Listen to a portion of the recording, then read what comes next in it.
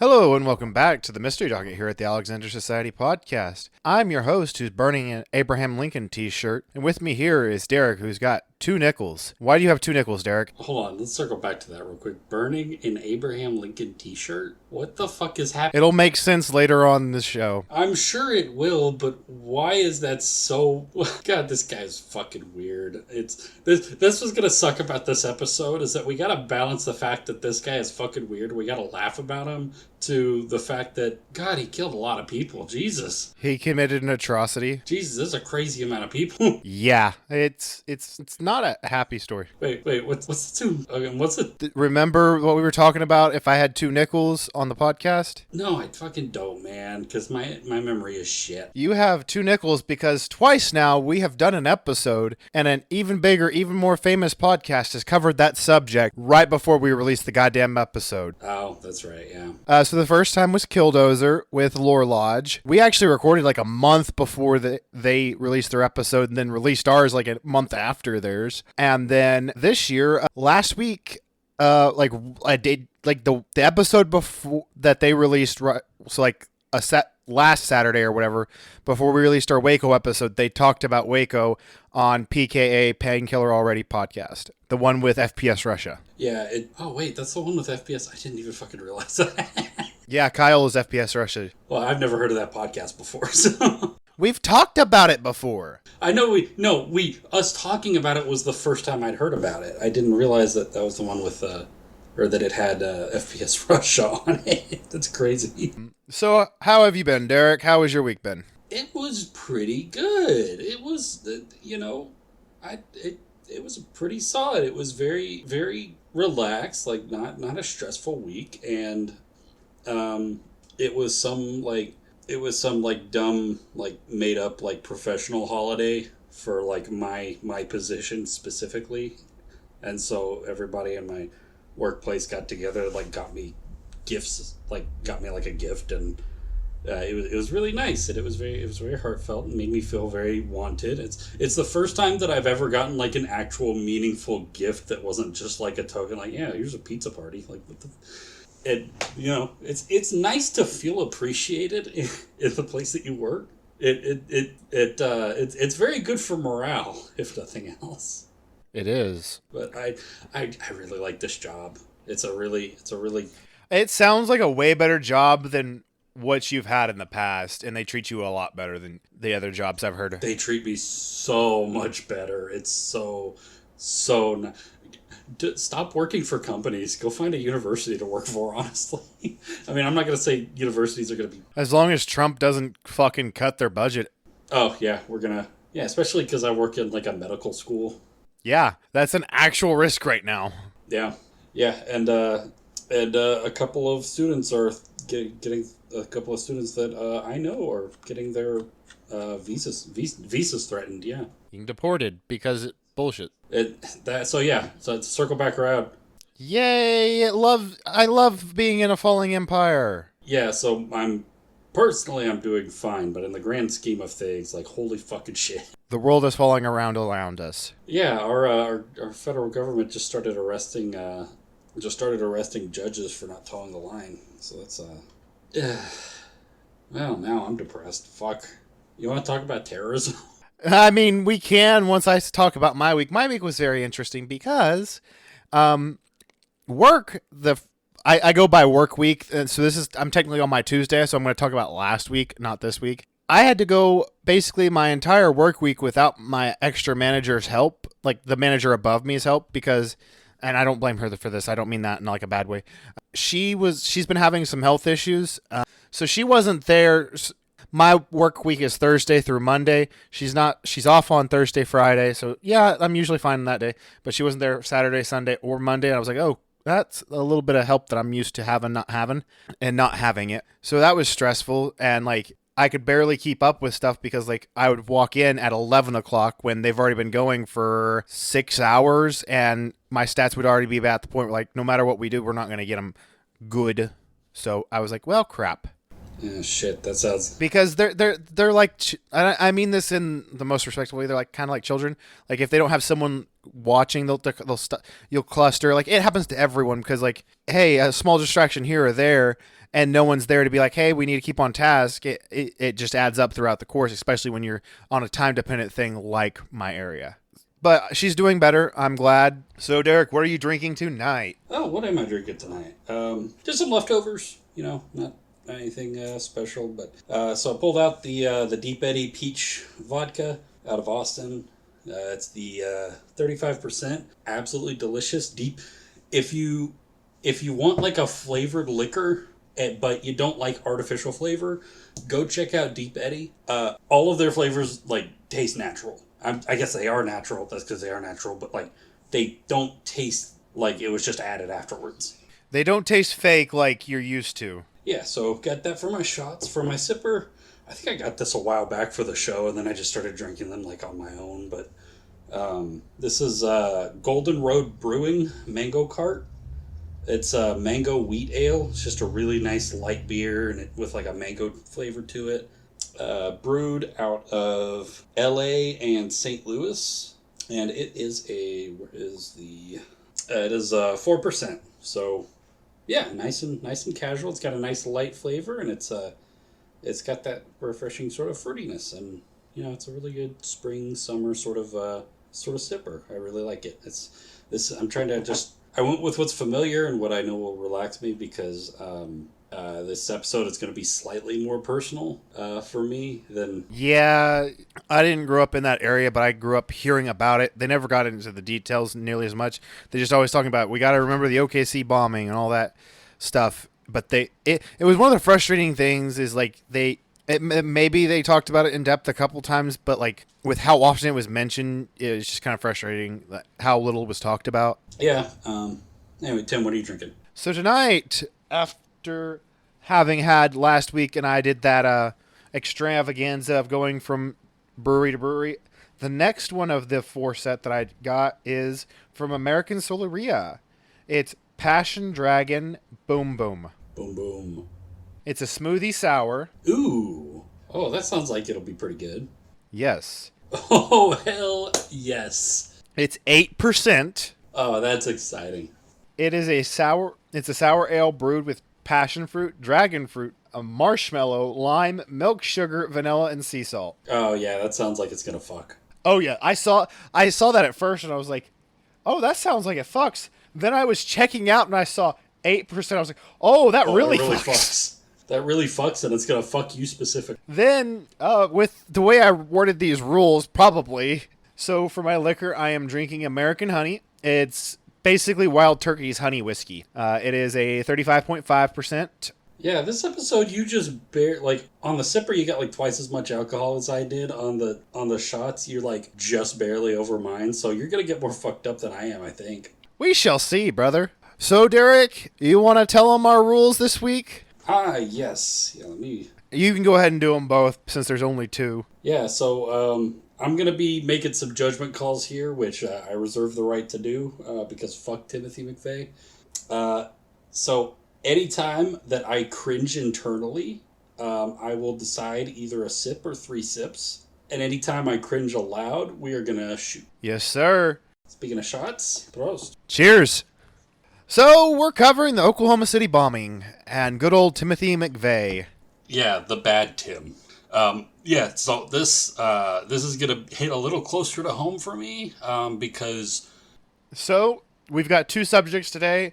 Timothy McVeigh is our main subject, and our secondary subject is Terry Nichols. I'm gonna go ahead and get on into McVeigh's background. Real quick, this is like, because this is gonna be a little more personal for me because I grew up in the Oklahoma City metro. I grew up in Edmond, and I knew several people who, growing up, who either survived the bombing or lost loved ones to the bombing, and it's a really big deal around here. It's like the memorial is a whole big deal. With the chairs, and like every year in school we had a whole unit in like whatever our literature or English class was that we just do like a week where we talked about the bombing and about like the survivors and like just a story around it. And so Yeah, and like one of my most vivid memories from middle school is watching my seventh grade English teacher break down crying watching a documentary about it in class because she had a sister who was like severely hurt in the bombing, and I can understand having a deep emotional connection to that, but I want to be for and foremost about this. All the documentaries that were on YouTube for free were absolute dog shit. None of them were longer than 15 minutes. yeah, it's I can imagine like here in Oklahoma City, it's a pretty big deal, and it's a big deal for the country. It's 193 people died, but No, it's a bigger deal here. Like I grew up hearing about it all the time. They didn't go into as much detail as they probably should have, but we talked about it a lot. oh, real quick, I just want to tell this story. When I was for very briefly before I got this job, after I was fired from my last like big job, I worked very briefly at a hospital here in the city, and one of the patients that I met working at that hospital uh, was a former volunteer at that same hospital, which is literally like just a couple blocks from the Alfred P. Murrah building. And she was working on the 12th floor, like the very top floor of of the of the tower of the hospital when the bombing happened, and said that the whole thing just shook. The whole tower just shook, and she could see the smoke rising. And then a few minutes later, the entire hospital was just flooded with victims. Like she was for hours, she was just wading through like a sea of people who were like covered in blood and dirt, and people who had like driven in and were like just rushing from like staff to staff trying to figure out like, have you seen this person, like have you seen my loved one, and please tell me where my wife is, tell me where my child is, things like that. And it was harrowing, genuinely harrowing to listen to her tell this story. And she was like 90 and just kind of casually dropping this story. And That would fuck me up. yeah, I would need to come home and drink after that. yeah, it's just, yeah. And anyways, so yeah, I've got a, if I get angry about this episode, like really actually angry, that's why, just because it's very real for me. Like I'm like a 15-minute drive from the memorial right now. I could get in my car right now. 15 minutes. I'm at the site where it happened.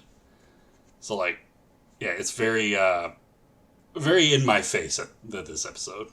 Yeah. So let's get this started on this fucking asshole. Oh yeah, one more thing.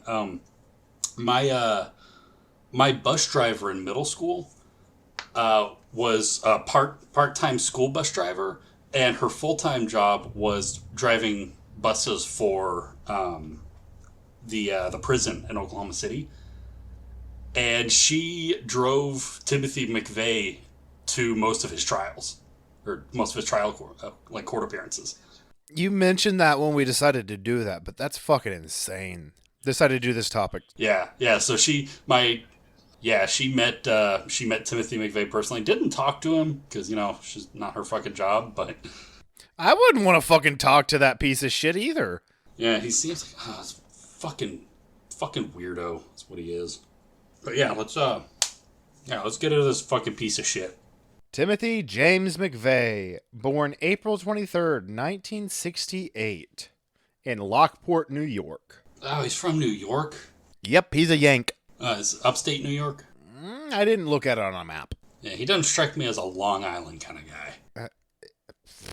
I don't know how to describe the shape of New York, but it's over in it's so if this part of my hand right here, cut off the fingers but keep the thumb.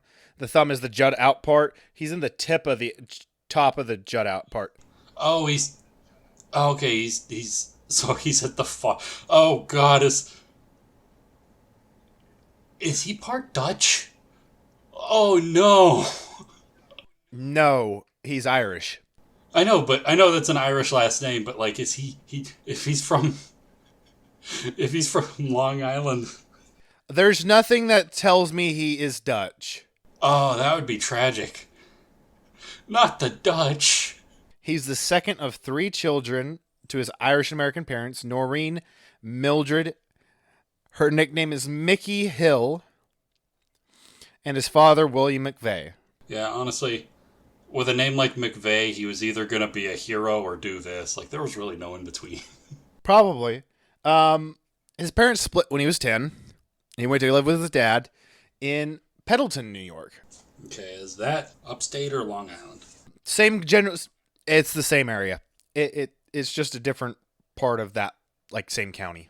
Growing up, he was pretty shy, withdrawn. He claims he was bullied, and as a result of that, he escaped into fantasy. I don't know if he means like he got into fantasy books or he started disassociating fantasy. The way it's worded, I think he means it's disassociating. Yeah, so he was kind of had his head in the clouds sort of kid. He wasn't very grounded, which unfortunately relatable. Yeah.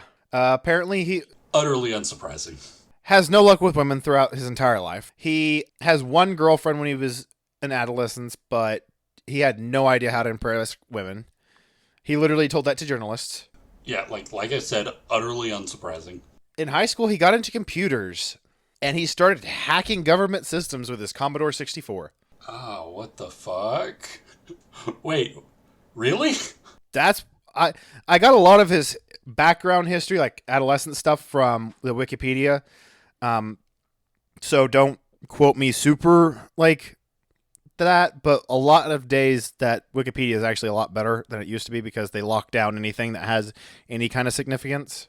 I might make a terrible joke here about the whole getting into computers thing. No, I shouldn't tell that joke. Never mind. Well, I mean, he had a hacker name. Of course. Okay, lay it on me. Well, first, there's so many artists back then.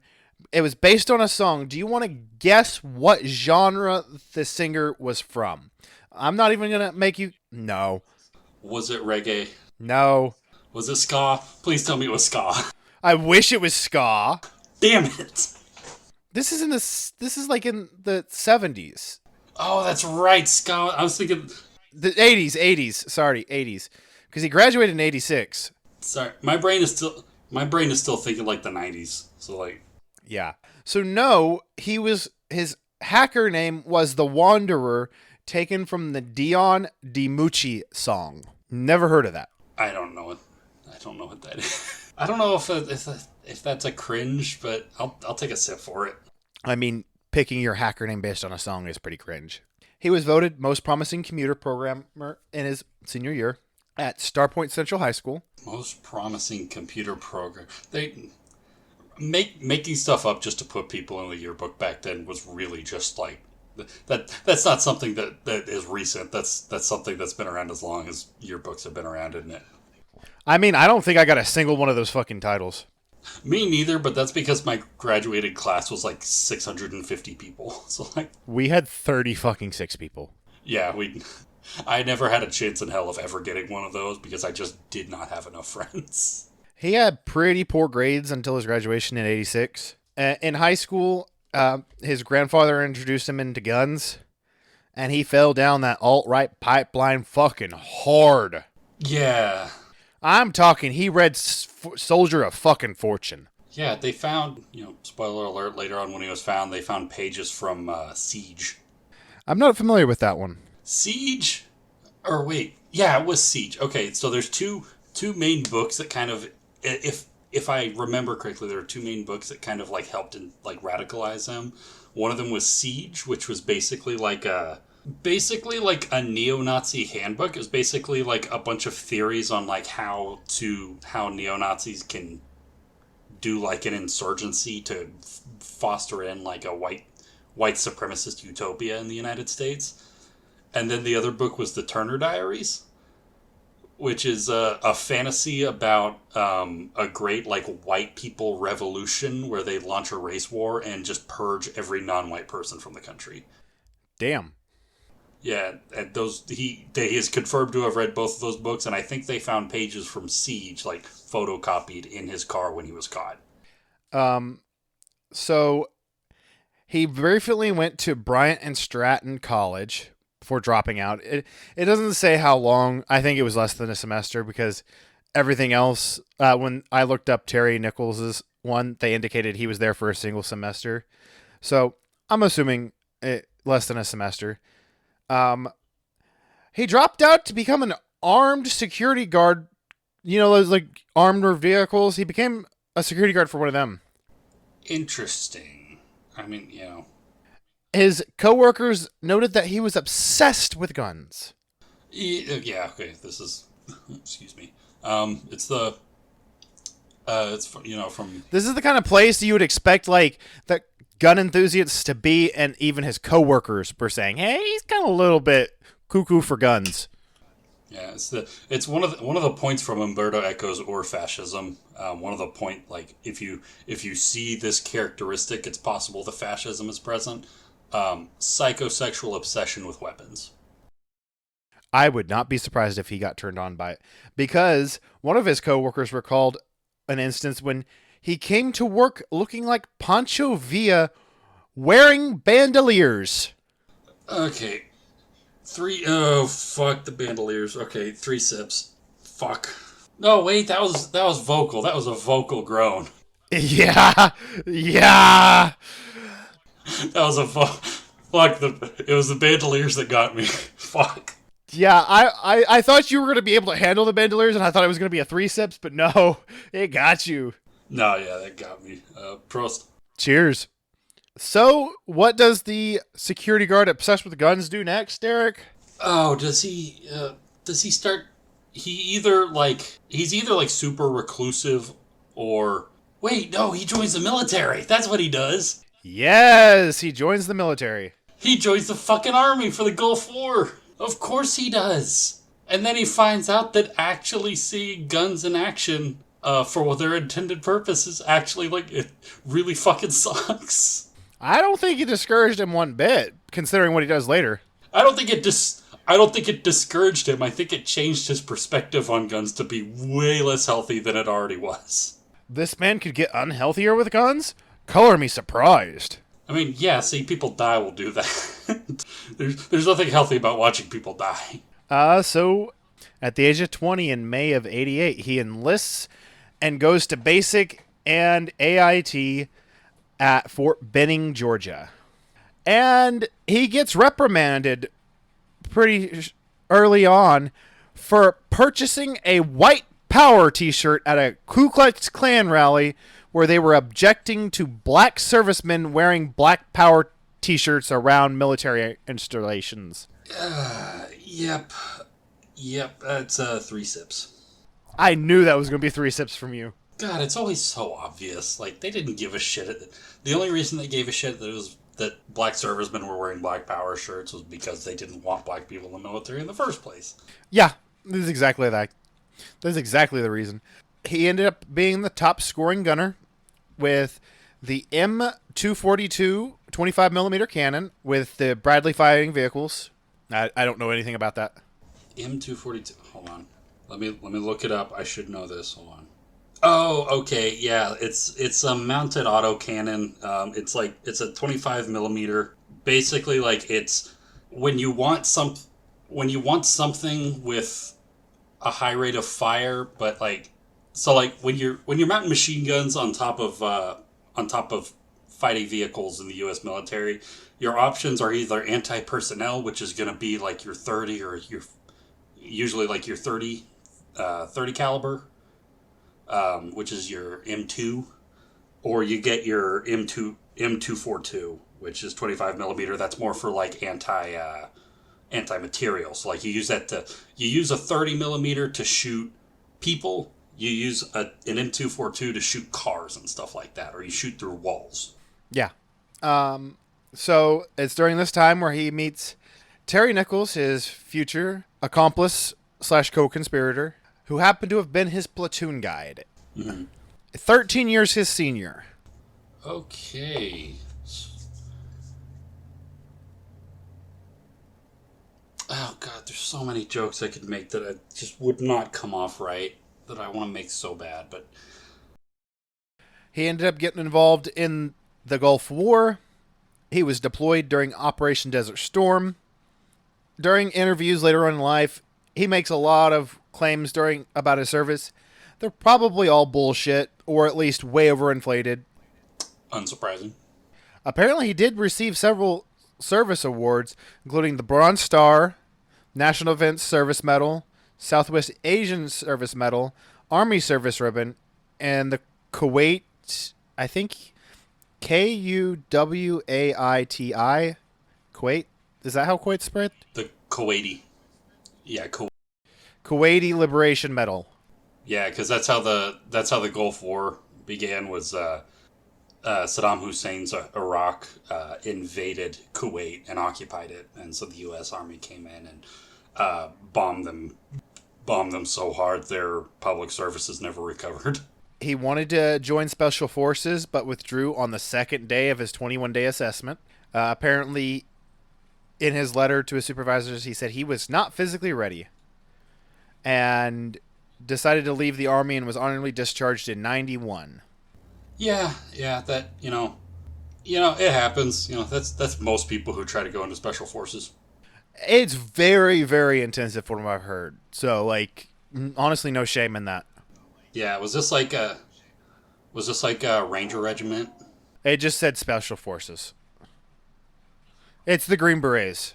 That's the official term of the Green Berets. United States Army Special Forces is known as the Green Beret. Oh, that's right. Yeah, they're in. Yeah, I should know that. Green Berets are Special Forces Command. Never mind. Yeah, yeah. Rangers are technically classified as light infantry. Never mind. Yeah, it's been a long time since I've been. I'm going to go ahead and pause McVeigh's background to jump into Terry Nichols' background here. Nichols was born April 1st of 1955. So he's an April Fool's baby. Well, he was a fool. Yeah, especially with his political beliefs. Hot dog, hot diggity dog, hot dog, hot dog, hot dog. He was a good old Southern farm boy. He's third of four children to Joyce and Robert Nichols. He attended Leaper High School, where he took elective classes in crafts and business law. He also played JV football, wrestled, and was a member of the ski club. So this guy is all over the place. Ski club in the South suggests a little bit of affluence in his background. Yeah, that's what I'm thinking.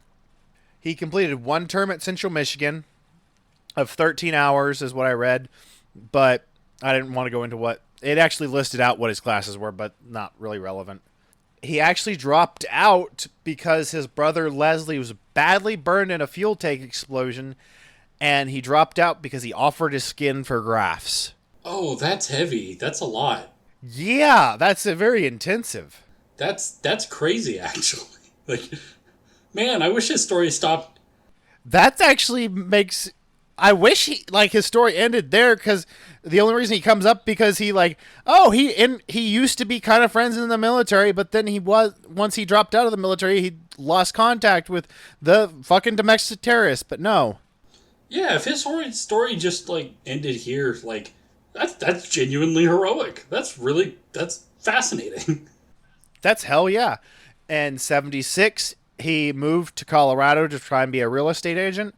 But shortly after closing on his first house, his mother's like, need your help on the farm. So he moves back home. Oh, that really sucks.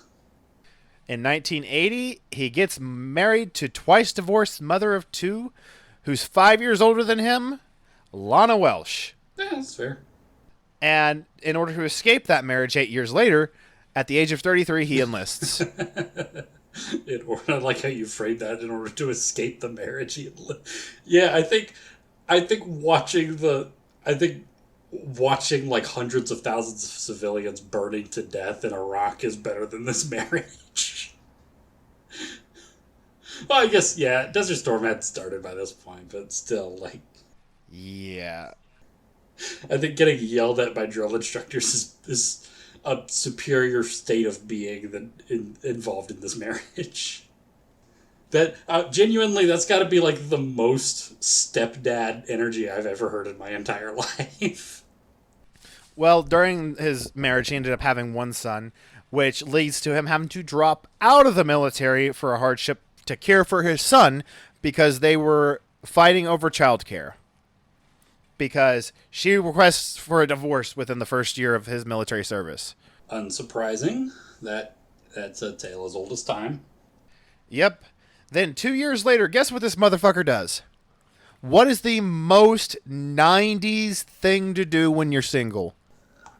Oh shit. Think scummy. Shit. 90s. God. And specifically, he's trying to remedy his being single. Shit. I don't know. I don't know like a specifically 90s sort of thing for that. Go ahead and give me a drum roll, please, Derek.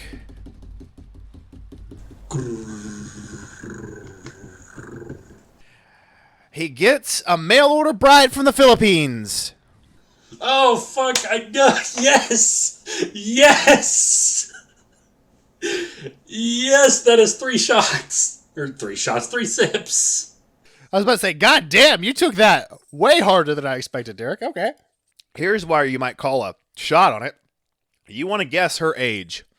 Oh God, no. Oh God, why did you say those words?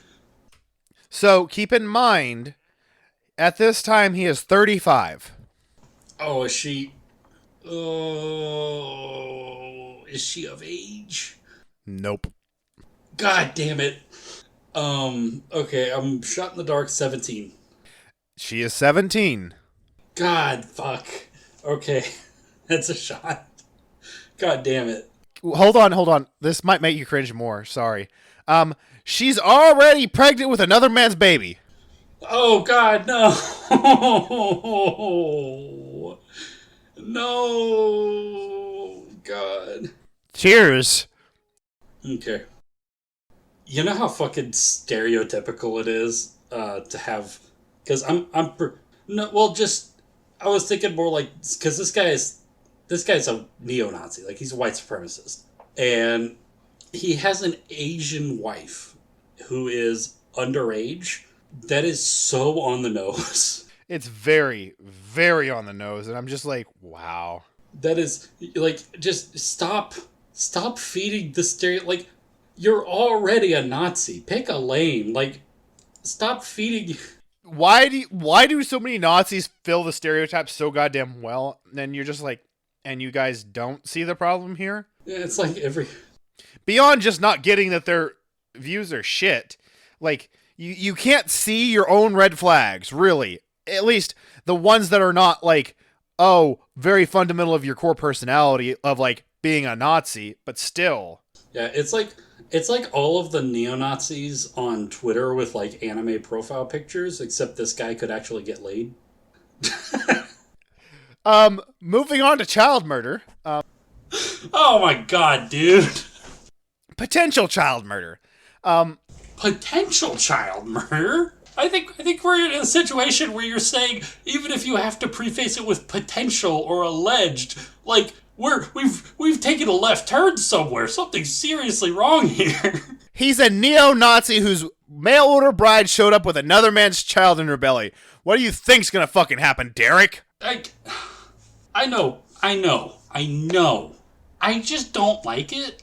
So, at the age of 2, the child ends up suffocating to death after getting tangled in a plastic bag from a banana box that was left in their bedroom overnight. That's really a toss-up. It could just be an accident. Like, accidents like that happen all the time. It's just on the other hand, he's a Nazi. He doesn't deserve the benefit of the doubt, but, like, it happens. Who just leaves a fucking plastic bag from a banana box? Those fuckers are huge! Nasty, dirty people? Like, he could just be a dipshit. I mean, he's a Nazi. Like, he could just be a dipshit. Fuck, I don't know. The mother, I don't know how to pronounce it, but it looks like myriad. It's Rife first name. Last name is Torres. Murrah Torres. Marife Torres. Suspected that it was Nichols or McVeigh. Yeah. But there were no bruises, no signs of trauma on the child, and the death was ruled accidental. Yeah, it's just... It fucking sucks, and it could honestly go either way. Like, it could have just been, like, an accident because he's a fucking moron, but it could have also been, like, murder. Because I wouldn't put it past... Obviously, I wouldn't put it past this guy. He helped kill 193 people. It's a white supremacist who's raising another man's child. I'm surprised the child lasted 2 years old. Oh, yeah. He probably, like... he probably would have done something that... Although he did have stepkids, so whatever. But like mail order bride, I bet he had different expectations, shall we say? Oh, I bet his biological kids fucking hated him. I would not be surprised. He ends up having 2 more children during his marriage with his mail order bride, and they visit the Philippines frequently. Of course they do. For him, it's sex tourism. His wife got a degree in physical therapy, was working on it. I don't know if she finished it. It doesn't specify. And then around in the 90s, he gets caught up in the sovereign citizen bullshit. Oh, fuck yes. I don't want to go into detail, but I'll just say he decided that he was a sovereign fucking citizen. Oh my god, yes. We're getting, Do you, for as much as people obviously have to know, you want to give a description for our audience at home of sovereign citizens? Oh, it is maritime hours law, baby. Let's fucking go. Okay, yeah. So sovereign citizens, I'm not sure where the exact cutoff is, but they believe for some weird made up legal reason or another that they believe in, their general belief is that the modern American like federal government is illegitimate. And is somehow a business of sometimes England. Yeah, they believe it's like, yeah, they believe that the American federal government through some like weird legal loophole is like an incorporated like business venture of like the British Crown or some shit like that. But that's not that's just excuses and details. The broad strokes is that they believe that most, if not all, federal laws are illegitimate, and that they are under that as long as they declare themselves to be legally act like actually in courts of laws, they believe that if they declare themselves to be legally distinct and separate it's from a the bunch laws of the fucking federal insanity. government, then the laws of the federal government don't Wendigoon apply. did an amazing video And that that could could cover extend to way like better even than like state and local governments. And so they'll do shit like, yeah, so like amongst the stuff that they do is they'll just walk around with like I saw this one fucking crazy video where one of these guys walked into a police station with an AR-15 because he was just like, yeah, this is my legal right. They can't do anything about it. And then they immediately fucking tackled him. No shit.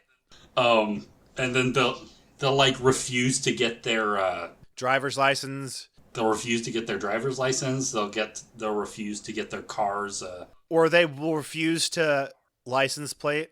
Yeah, basically their entire existence is trying to speedrun getting like local cops to arrest them as fast as possible, and then acting like victims on social media. That's basically their entire existence. And man, I love them. I love sovereign citizens so much because they're the perfect combination of you really piss me off, but also it's so funny to watch you crash and burn. It's just watching someone who's clearly, and I mean this in the kindest way I can, expressing autistic tendencies, whether or not they are autistic, and just being like, what you gonna do about it? Yeah, they're like, they've got this weird autistic like hyperfixation on like federal law from loopholes and trying to like, another thing they do is paper terrorism, which I love that term. But the problem is that they're obsessed with this shit, but they get it all wrong. Like, they are just wrong about federal law. Factually, yes. Like observable, the basic knowledge of like American history and like the American Constitution like disproves everything that they believe, but like, they still use it as an excuse to go and get themselves arrested. it's I fucking love sovereign citizens, man. They're so fucking funny. It's fucking insane. So I'm just like, you know what? Hey, it happens, and I can't. My brain shuts off when a sovereign citizen starts shouting their bullshit, and I just be like, okay. Now we're gonna move back on to McVeigh's history. So he gets out of the army. I believe it was in '92. Let me double check real quick because I did not put that down. '91. Oh, just in time to start watching like Ruby Ridge and all that shit start to go down. Literally what I was about to say. Just in time to like get all up in arms against the federal government for Ruby Ridge, for Waco. He actually, I was wrong last mystery docket. Nichols was not at Waco. It was just McVeigh. But he got so up in arms about Waco that he started traveling gun shows and other pro-gun groups that he started handing out little cards with, let me get his name right, Lon Haruchi, the sniper from both Ruby Ridge and Waco, with his name and address on it in hopes that somebody in the Patriot movement would assassinate the sharpshooter. God damn, that doesn't surprise me. Also, like, you seemed kind of off-put when I made the joke about running into, like, Nazi shit at gun shows. It would not surprise me at all if Timothy McVeigh, like, first got exposed. No. My dad literally, like, you know how sometimes he'll do it like a correction to me or something like that? We've talked about it in the past. He literally, because he did that as soon as I did it. He made a comment. I had stopped going to gun shows years ago because the Nazi crap they were selling at them, but I found the ones in the last few years haven't had any. Yeah, because the Nazis, they don't have to peddle at gun shows because their beliefs are more palatable to the general public now. Unfortunately true. But yeah, it would not surprise me at all if McVeigh like first got exposed to the neo-Nazi shit at a gun show or something. Yeah, I would not be surprised in the least bit. Apparently he wrote letters to his local newspapers complaining about taxes. Yeah, me too, kid. In a different way from you, but me too, kid.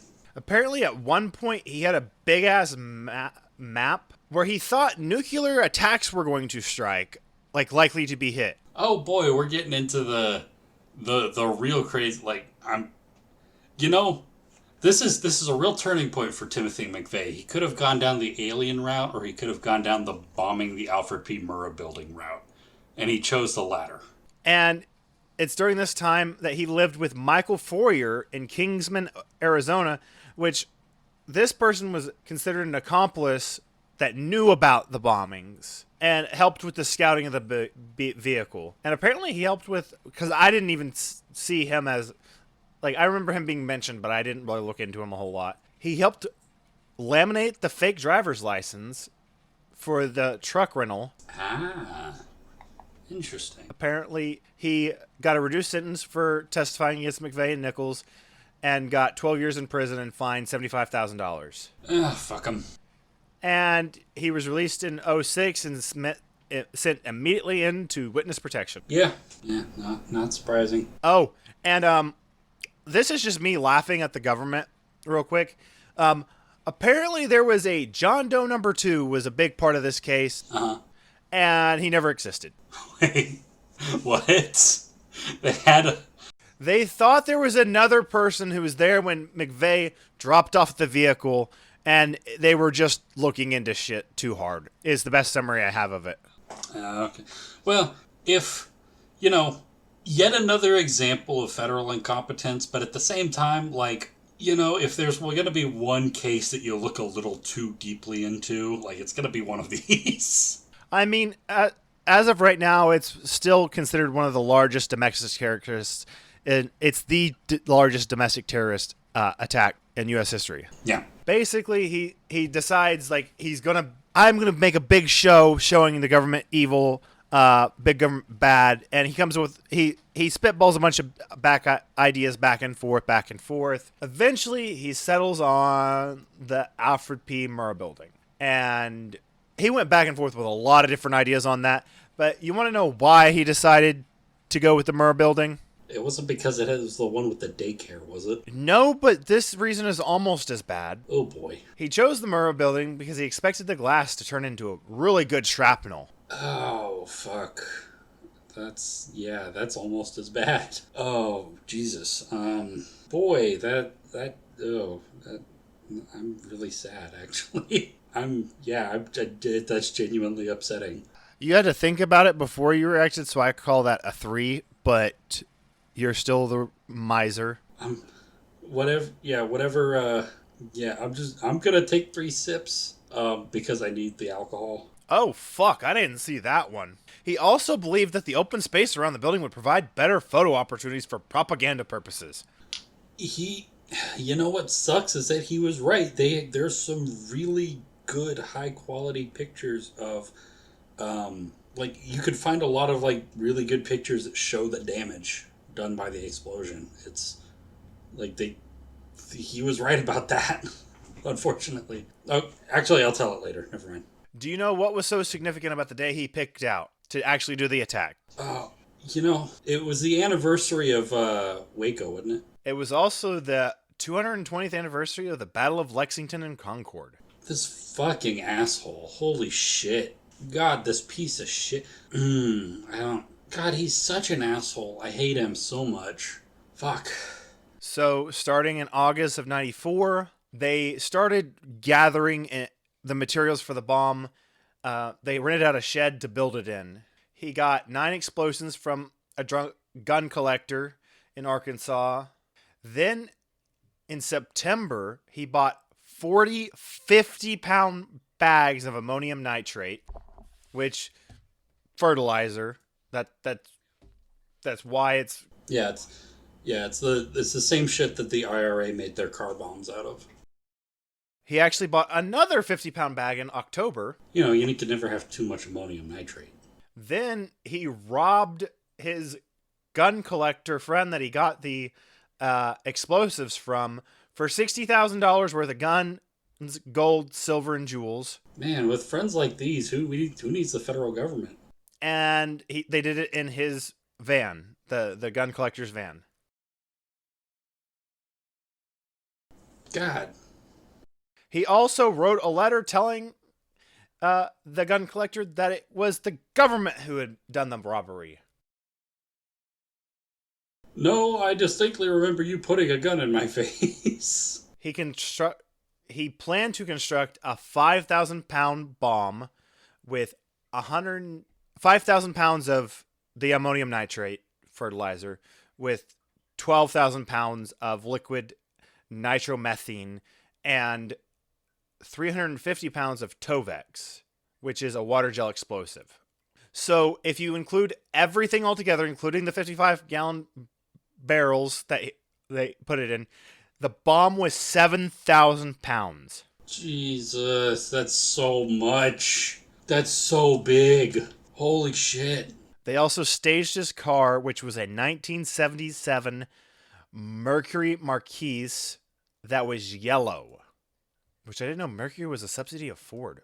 Weird. So he rented a room at the Dreamland Motel in Junction City, Kansas, and the very next day he rented a Ford F700 truck from Ryder under the name Robert D. Kling. Mm-hmm. Apparently, he stole that last name because he served with an army soldier with the last name Kling. And it also reminded him of Klingons from Star Trek. Oh, God, this guy was into Star Trek.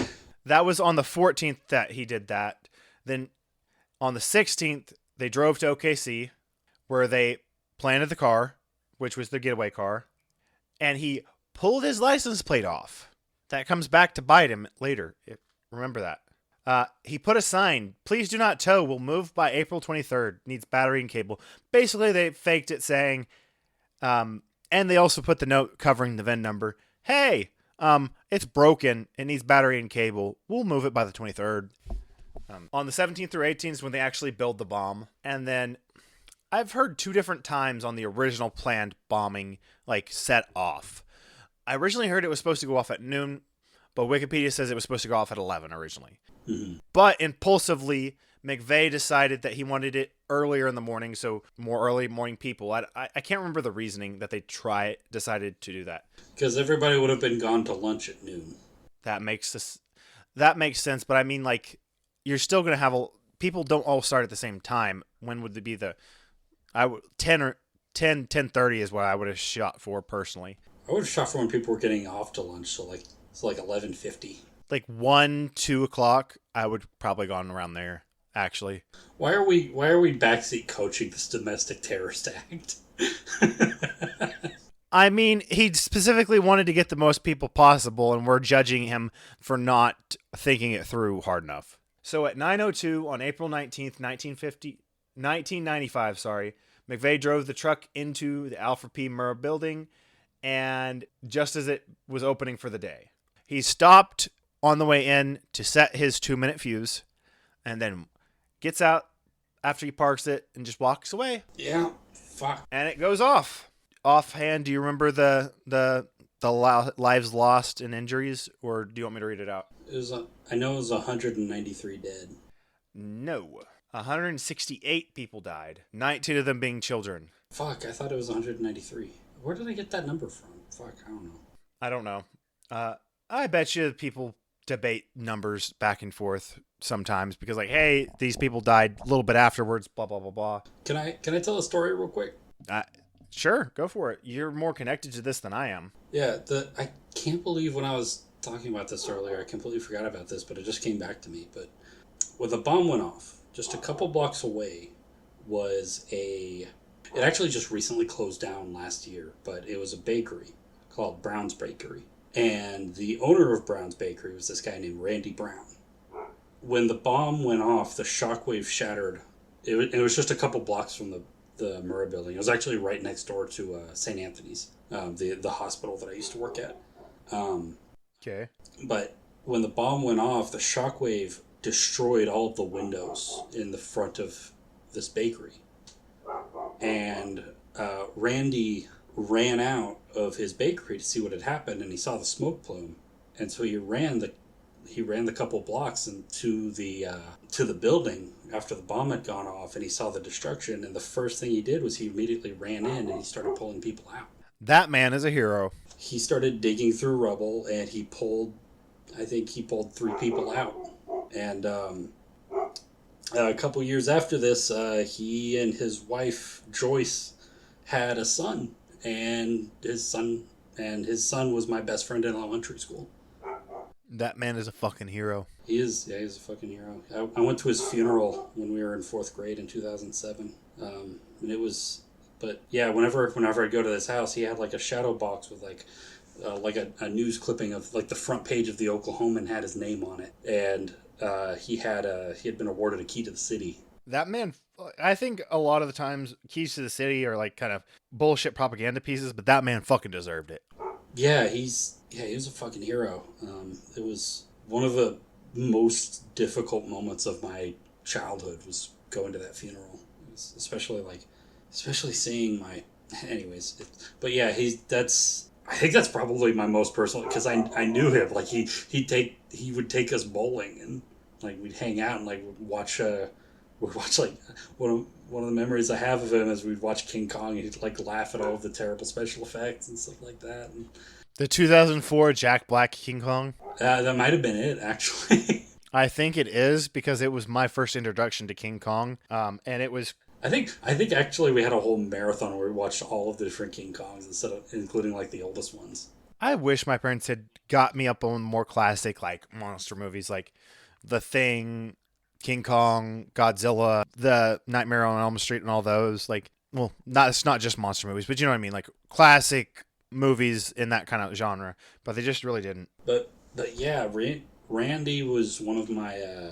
Sounds like a damn good person to have as childhood hero. Yeah, I really wish I'd appreciated knowing him more at the time before he passed away.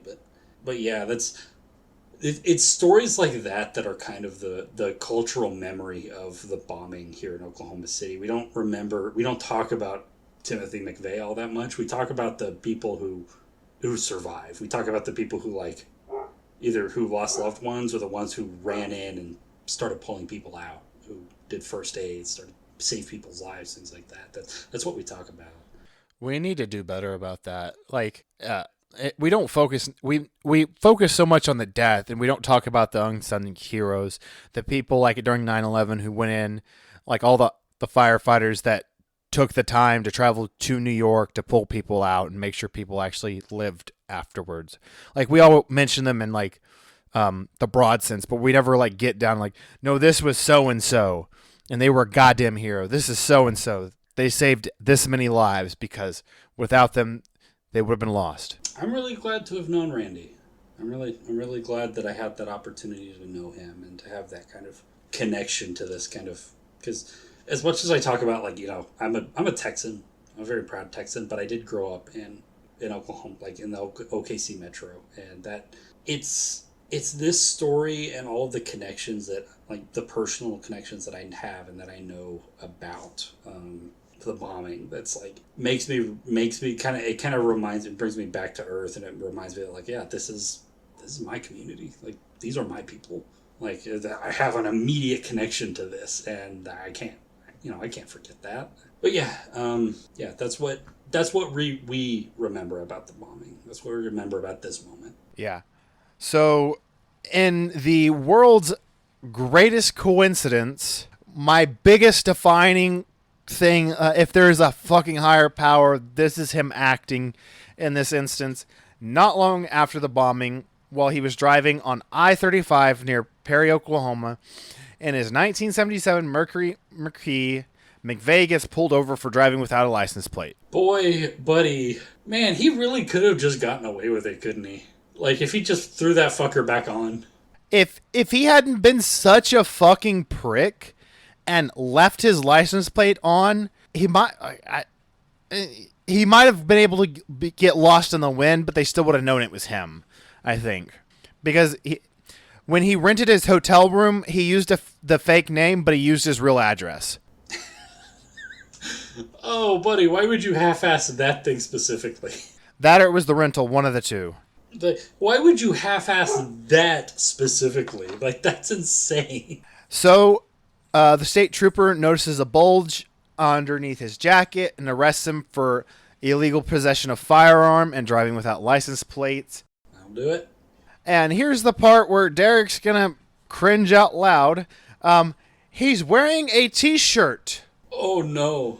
That has a picture of Abraham Lincoln and the motto, Sic Semper Tyrannis. Thus always to tyrants. The supposed words shouted by John Wilkes Booth after he shot Lincoln, and on the back it had a picture of 3 blood droplets and Thomas Jefferson's quote, "The tree of liberty must be refreshed from time to time with the blood of patriots and tyrants." My man had a internet level Troll Lord t-shirt in the goddamn 90s. He chose You are from New York. You're a goddamn Yank. You don't have Southern pride or Southern raising to blame all of your harumphing bullshit. Like, you expect this out of a Southern man. You are from New York. What are you doing? What the fuck is wrong with you, you motherfucker? What is it, Derek? Oh, let's fucking shoot for it. God damn it. Prost. Cheers. God damn it. God fucking damn it. Oh, that's so dumb. And he really thought I guarantee he thought he was cooking. I thought he ate. He thought he ate with that goddamn shirt. God, he thought that he was the coolest motherfucker in the world. God, I hate him so much. God, he's such a... He thought he was the big dick in the locker room with that one. It's... God damn. I hate him. I hate him so much. He thought he was a Giga Chad with that line. Unironically thought he was a Giga Chad. With that t-shirt being his t-shirt. Sic Semper Tyrannis. Did you know that that's still the official motto of the state of Virginia to this day? No, I did not. I know those are the supposed words out of Brutus, when he assassinated Caesar.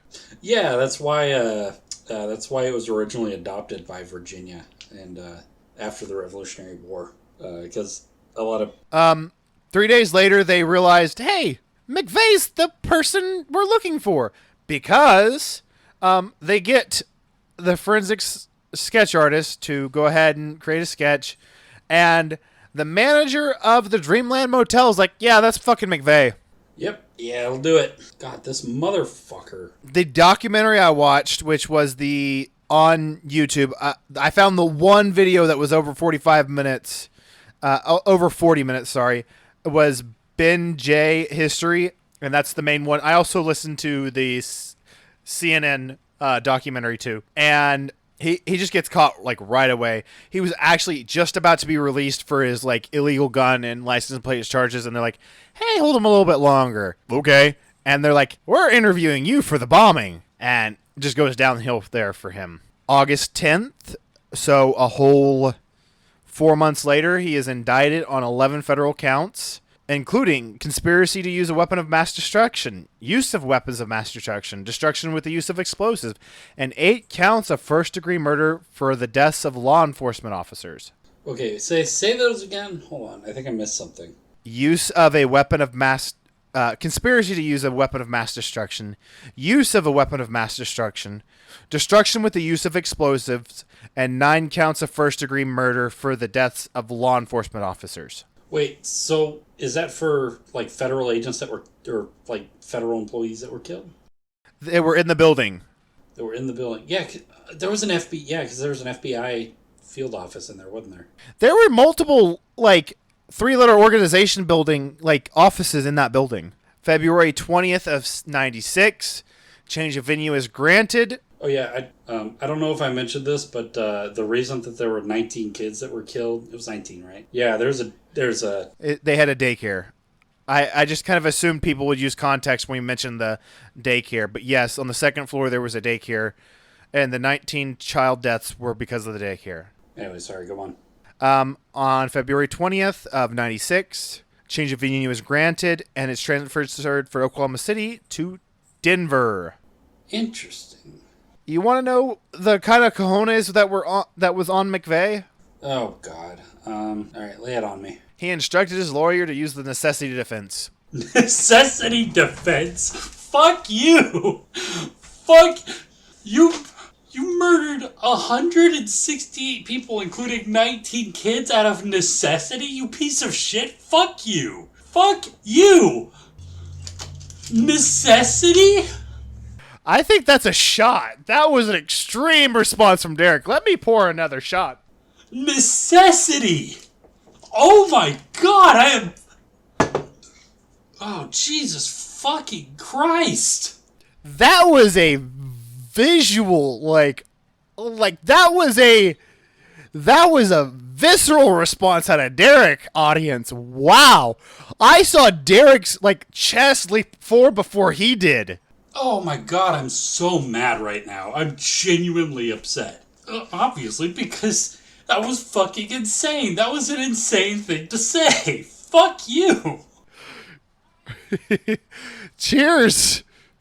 Understandably, the lawyers did not use that defense. The necessity defense is usually like, hey, you break the law to, like, defend your own life or blah, blah, blah, blah. This was not the case, but he argued that the government being tyrannical that was his argument. He felt Waco justified it. That was his necessity. You don't... See, okay, so... Okay, I really gotta get this out. You know me. Yes. I'm sure the audience knows you well enough to understand your reaction. I'm a leftist. I am on the more... I consider myself, and I think I've kind of reflected that I am more on the revolutionary side of leftism. I do genuinely believe that the federal government needs to be overthrown. Killing a bunch of random people is not how that works. Because they work in a federal government building does not justify that. Not just that, but this is not a matter of, like, killing individual people and, you know, what the fuck, quote unquote, sending a message, whatever. That's not how it works. You attack institutions. You attack infrastructure. You attack the shit that makes things run in this horrible, fucked up society. This whole shitty system, that's how you overthrow shit, is you destroy the things that make it run, not random fucking people. That's the difference between the revolutionary left and the revolutionary right. The revolutionary right doesn't know what the fuck they're doing because they don't believe in the concept of reality. They don't believe in objective reality, and so they can't look at this objectively and be like, okay, these are the weaknesses of the federal government. No, they have to go on this batshit insane fucking soul quest where they have to destroy like just random people's lives because they think that if they because they're ontologically right that if they cause enough mayhem then it'll just naturally slip right into like their preferred mode of government. That's not how it fucking works. Like, all of the shit, like, all of the moral qualms, like, all of the moral quandary of murdering 168 innocent people aside, like, putting that aside, it's just dumb. It's just fucking stupid. A lot of these right-wing, like, I'm going to do this big thing that's going to start the revolution. Why don't you just actually start the revolution properly and, like, build, like, a grassroots movement like a proper revolution would do? Not blow up a fucking building and kill innocent people. Yeah, that's the problem, because at the end of the day, all of their moralizing about like the will of the people is just it's just rhetoric. They still at the end of the day believe in like an elitist structure of society. They believe that there's only a small handful of people that can actually pull that off. And so they're never going to like entertain the concept of like broad popular uprising because it's antithetical to the primary like foundation of their beliefs that there are some people that are just better than others. And that's why they got so much more successful when they started backing people like Donald Trump. It's because they do a lot better when they slot themselves into already existing structures of hierarchical violence. Yep. Because they are not actually that fucking different from the people that they claim to hate. They're just more honest about it. And so when they get fuck. I hate this guy so much. I think you need to jump off the box or you're going to give yourself a goddamn heart attack, brother. I'm actually going to have an aneurysm. I hate this guy so much. He is the embodiment of everything that I hate about the right. He is the embodiment of the sickness at the heart of American right-wing ideology. To this day, like he's still like he is the best of them. He is the best of the American right. Because he's the only one who had the balls to do what all of them want to do anyways. God, I hate all of them. I hate this shit so much. Fuck. Well, so not long after the bombing on the 21st of April, jumping back, Nichols realizes he's being wanted for questioning, so he turns himself in, lets his home be searched, and then obviously he's held because he's an accomplice, so... Yeah. What else do I say? I'm going to go ahead and jump back to McVeigh and his sentencing and then go to Nichols' sentencing because I was kind of already in the middle of that. Like I said, August 10th, he's indicted. February 20th, change of venue. June of 97, he is found guilty. So he is indicted in August of 95, found guilty in June of 97 on all counts. Yeah. And then 4 years later, June 11th of 2001, he is executed. He is the first person in the to be executed by the United States federal government since Victor Figueroa, who was executed in Iowa on March 15th of 63. So the first person in 38 years. Mm-hmm. Yeah. And during all of these, or before it was moved to Denver, all of those court appearances, my middle school bus driver was the one driving him to his court appearances. God, I'm just like, this episode is just bringing up all of the memories that, like, I've got a lot more connections to this than I realized. But yeah, so. So you want to take a stab in the dark at what his final meal was, Derek? It was either like something southern like chicken fried steak or some sort of fast food. I bet. Think full fat ass. I don't know, 3 double quarter pounders from McDonald's. I don't fucking know. 2 pints of mint chocolate chip ice cream. Oh, so he's in his sad girl era. God, that just ruined mint chocolate chip ice cream for me.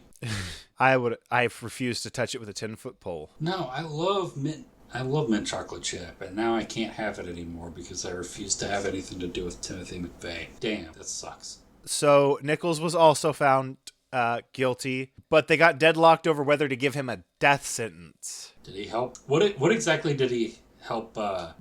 With all of did he help make the bomb? He helped acquire the materials and help make the bomb and help stage everything for it to go off. Okay, kill the fucker. Yeah, kill the fucker. So let me find this. What all was he brought up on? Because this one's not as straightforward. It fucking sucks that every time, right-wing terrorists keep giving me new reasons to endorse the death penalty. Endorse the death. I don't endorse the death penalty. I don't believe that the government should have the right to take human lives. But fuck, these guys make it hard. They make it really difficult to keep that position. So they convicted him of conspiring for the weapon of mass destruction, and they acquitted him of first-degree murder, but convicted him on involuntary manslaughter for the law enforcement officers. Involuntary manslaughter. I know that's just... They had no proof that... So involuntary manslaughter is, yes, you killed them, but you may have not intended to kill them. Yeah, maybe not those specific people. I get it. I get it. I get there's probably a whole bunch of sentence trial mumbo jumbo that went into the decision, but from just a pure raw practical strict letter of the law thing, it just doesn't make any sense. He clearly meant to kill those people. He was an active participant in the act of bombing this building. So it was not involuntary. It was genuinely voluntary, but it's more on the part that those specific people kind of thing, I think. Yeah, I guess. Yeah, I get. It's just they were finding whatever legal means they could find to nail him to a wall, which is perfectly fair. But yeah, he got life in prison for the conspiracy conviction, and then got 48 years sentence for the manslaughter charges. Rest in piss, bozo. Fuck you. That's about how I feel. So how have you felt of our 3 exposés that we've had, this little series we just went through, Derek? Man, it fucking sucks that... Because there are no good guys, there's just victims. Yeah, really, honestly. And there's no heroes in these stories. It's a grand tale of just a long string of federal incompetence emboldening and encouraging the worst impulses of the human race. And it's a stunning indictment of the utter failure of both of and on the micro level the practice of federal law enforcement, and on the macro level the very institutions that is designed to uphold, that it ever got to that point in the first place. Agreed. And the problem is I just don't know what to do about it, because my natural impulse is well, how do we fucking fix this? How do we ensure that something like this doesn't happen again? But obviously because it never got fixed, because people with the same ideology as Timothy McVeigh, or neighboring ideologies to Timothy McVeigh, that are they're all kind of in the same cesspool. They're still shooting people, they're still doing mass shootings and shit like that. So it's a complete restructuring of the United States, in my opinion. We need to revamp our education system, and this is before I get further into this. This isn't someone who doesn't have all the cards out. This is just me throwing fucking spit wads at the wall, hoping what sticks. A revamping of our healthcare, specifically mental health care in general, better social help in general. And I don't think America will ever, at least in our lifetimes, go left enough to go full socialist. But in order for us to hey, we should have more social programs that are regulated by our democratic republic that we're supposed to have, that actually have checks and balances, and we actually start looking at things that are skewing the numbers, because people say, oh, African Americans leave their children more. Well, that's because we incentivize them to leave their children, because you can get more money from food stamps and other programs if the mother is a single mother, and all kinds of shit like that. And instead of like socially making it harder for families to stay together because money, we can actually set them up for success and actually help people.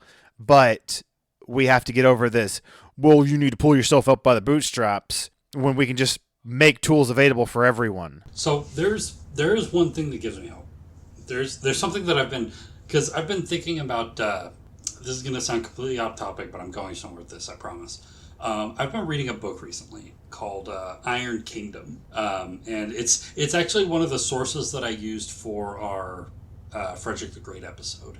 But I only read the bits about Frederick the Great. I'm going back and reading the whole thing through, and it's really difficult because it's like 700 pages. But yeah, it's a brick of a book. But it is something that struck me because I have just gotten to the revolutions of 1848 in the book, and later on, I'm sure it's going to talk about the revolution, the German Revolution of like 1918.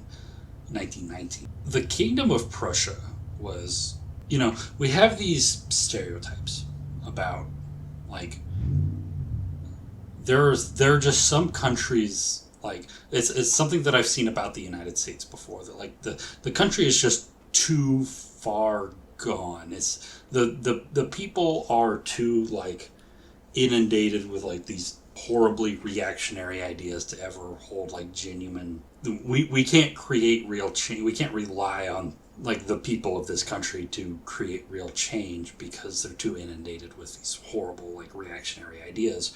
That's something that was said about both like the Kingdom of Prussia and like later Imperial Germany, and also about like like the Russian Empire, which of course fell to communism. And something that does give me a little bit of hope is just that like reality is just so much more complicated than just these simple like bite-sized talking points, that it's in that complexity that you find you find examples of the kind of things that can give you hope, because no matter like how reactionary a country is or how like dedicated to avoiding the topic of social change or social betterment, there is a through line, especially in the United States.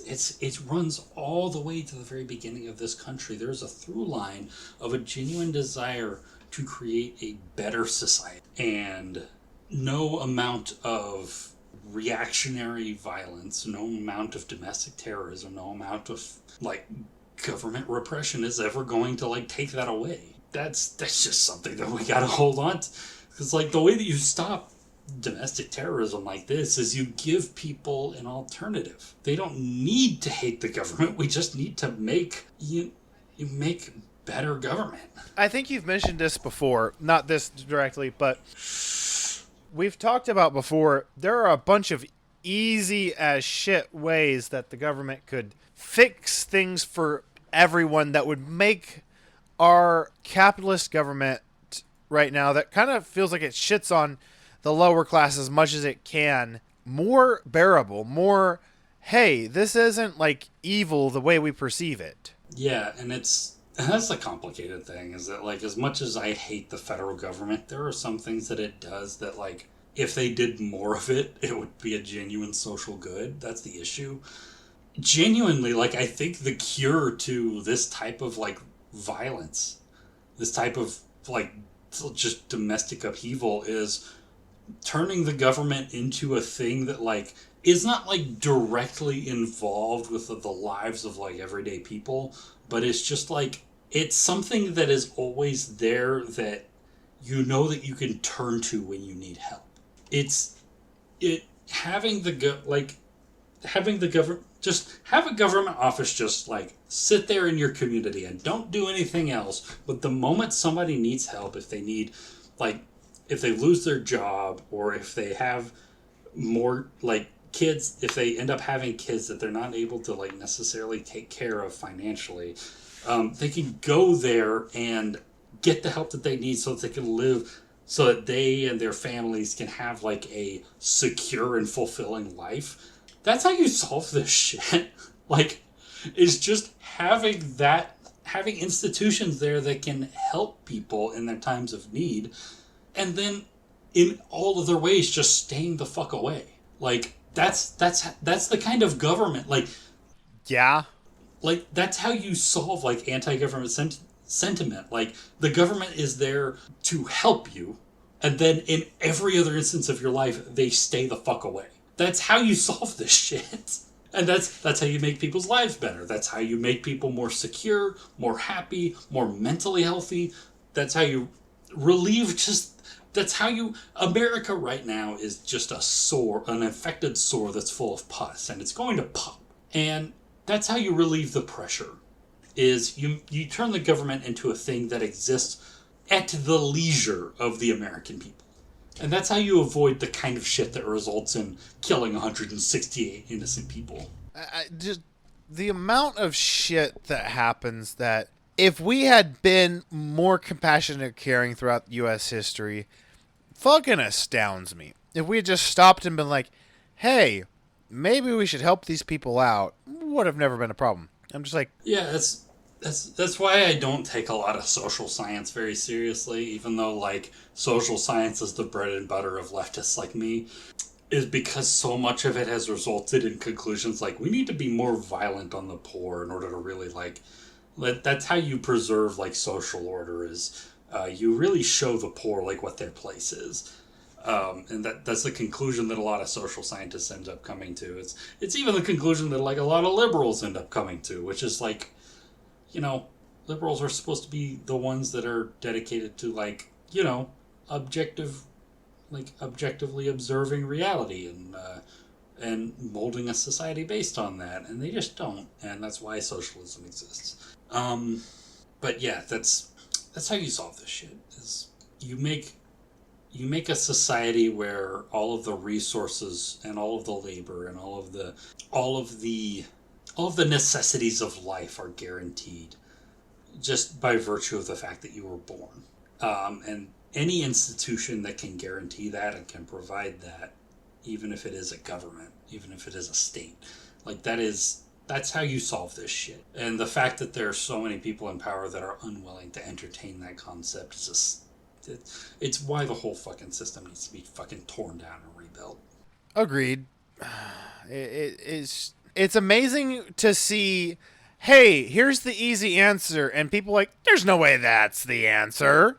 Yeah, because here's the thing that I hate the most, that I'm very like, I very much dread acknowledging, is just that like the radical right, like guys like Timothy and McVeigh are right about one thing, and that is that shit is fucked. That we can agree on. That's the problem. And you know, back in the 90s, that was less obvious because, you know, it was the end of history. It was, you know, it was still the American Golden Age, even if it was the tail end of the American Golden Age. But something that they picked up on that a lot of people didn't until very recently is that the American system is just fundamentally broken at its core. And that's something that I have to, with no amount of like sorrow, unfortunately agree with them with, even though we come to radically different conclusions on why that is. And the reality is that the only way to really solve that is to unfuck the system. And they refuse to unfuck it. And they refuse to unfuck it, and so, you know, it has to be fucking ripped down. It has to be ripped apart. It has to be like, you know, like the story of those two Dutch politicians. It has to be taken out into the town square. It has to be ripped apart limb from limb, and we have to eat alive.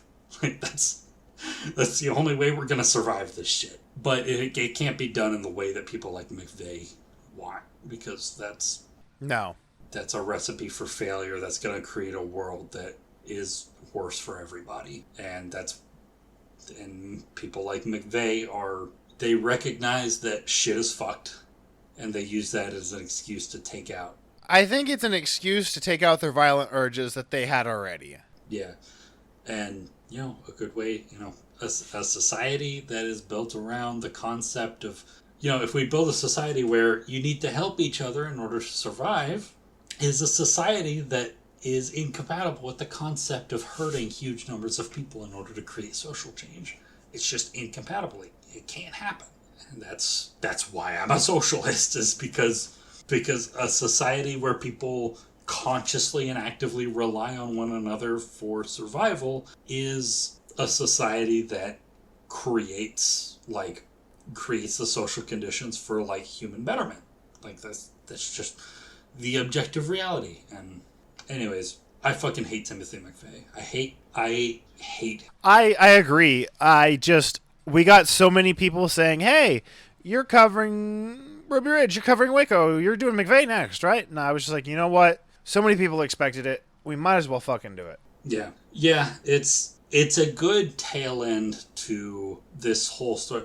The federal government in the 1990s is crazy. I am glad we do not have another situation like this to cover next. I'm glad we're going to be going on to the fantastical world of the Norse mythology next. Yeah, I mean, we could do Columbine. It's tangentially related. I refuse to do Columbine for at least another 2 months. We're not going to cover Columbine until it would come out in August or September at the earliest, is all I will say. But yeah, it's just on a side note. I don't care if you keep this in the episode or not, but the fact that Columbine is always framed as like an issue of bullying, not an issue of young men that were radicalized into a violent ideology, is, looking back on it, is fucking insane to me. There's so much shit that's just fucking insane, to be perfectly honest. There's so much stuff that we've framed as this is a bullying, this is that, this is the other. And I'm just it's clearly not. In fact, if you actually if you look at interviews from people who went to school with Eric Harris and Dylan Klebold, they were never bullying victims. They were never bullied because of their side interests. They were the ones who were constantly fucking with people and kind of being.